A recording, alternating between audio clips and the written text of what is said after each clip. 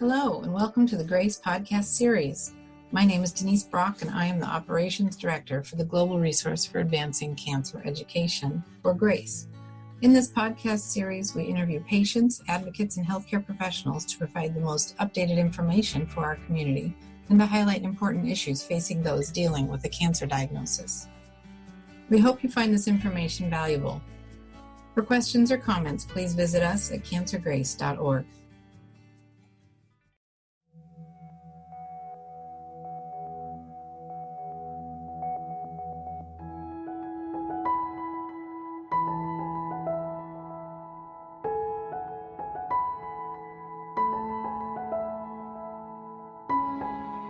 When we first meet patients, we have to ask a lot of questions about the kind of tumor that they have. One of the first questions that we ask our pathologist is, if this is non-small cell lung cancer, is it squamous or non-squamous? Because both of these are really two different diseases. They often respond to some of the same drugs, but also some different drugs. So that's one question. Another question that comes to us when we're asking about immunotherapy is, what is the PD-L1 level? And I know there are a lot of videos about this, but the idea there is that the more PD-L1 the tumor has on it, the more likely the immunotherapies will work, either alone or in combination. So in this part, we're talking about squamous cell with low or no PD-L1. In this space, there's really only one approach that's FDA approved that includes immunotherapy, in my mind, and that is a combination of immune therapy and chemotherapy. A lot of patients ask me, you tell me that chemotherapy is immunosuppressive, so why the heck are you giving it along with immunotherapy? Well, the answer is those two really can synergize, and we ask these questions in trials. If you give one followed by the other versus giving them together, are the results better or worse? And at least the scientific idea behind it is that chemotherapy tries to blow up the tumor. The tumor, hopefully, if the chemotherapy works, breaks down. Those little breakdown products are circulating through the bloodstream to get filtered out by the liver and kidneys. But part of that process, as those little fragments are circulating, the immune system notices. The immune system is more on guard. And so that might be the perfect time to give immunotherapy.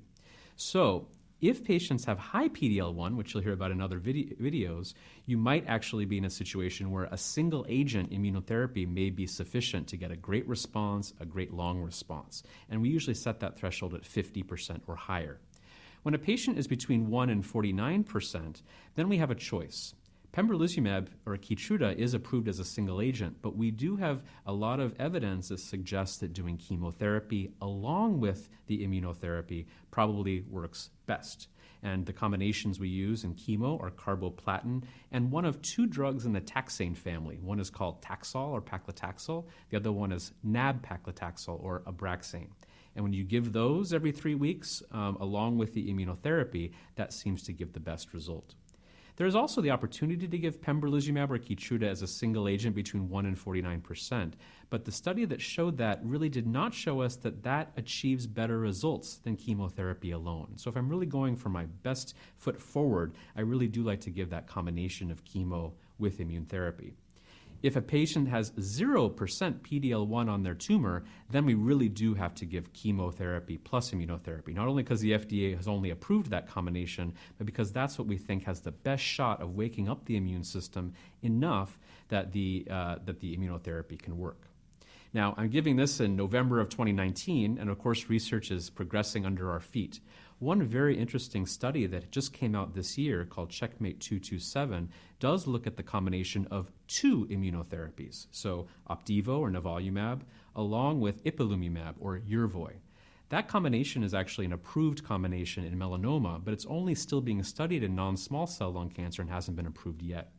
But one of the really interesting findings this year from that study was that whether you have a PD-L1 of 0% or 100%, that double immune therapy combination actually outperformed chemotherapy. And the amount by which it outperformed chemotherapy was the highest in patients who had 0 PD-L1. So I told you a minute ago I wouldn't give pembrolizumab or Keytruda as a single agent, but if there's an opportunity to use two immunotherapies together and maybe synergize those, that might be a really important treatment option going forward. There are caveats when you give two immunotherapies together. There are more immune therapy side effects, which even if they're less frequent than the kind of chemotherapy side effects can be more severe. So this really will be a risk and benefit discussion with an oncologist, but I do want to throw that out there because that might be an option on the table in the very near future. So for most patients with a low PD-L1 and squamous cell disease, I would recommend chemotherapy plus immunotherapy, usually Keytruda with carboplatin and a taxane, but maybe in this near, not too distant future, we'll be looking at double immunotherapy with Yervoy and Opdivo as an option. Finally, I would make a pitch. If you're that patient with squamous cell disease, it still is worth asking your doctor if it makes sense to do next generation sequencing, to go on that search for mutations. Mutations are less common in squamous cell patients, but they are seen. Medicare does pay for next generation sequencing for these patients, and especially if you are a non-smoker or a very light smoker or very light smoking history, or if you're younger than our average patient. Sometimes we're afraid that squamous cell biopsy may actually be a sampling error and that maybe you have one of the mutations that's important. So I always want to get mutation testing for all my patients, but especially squamous cell when they're young, when they have a very light or no smoking history. It's actually imperative to look for those targets that might let us give a targeted therapy that pushes chemo and immunotherapy to later on in their disease.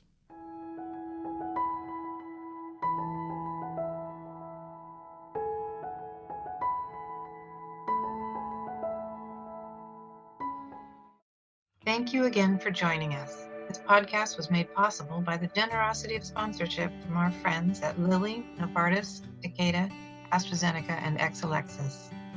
Please like and follow us on Facebook and Twitter. Send us feedback, share your story, donate and visit us for more information at cancergrace.org. Thank you for listening.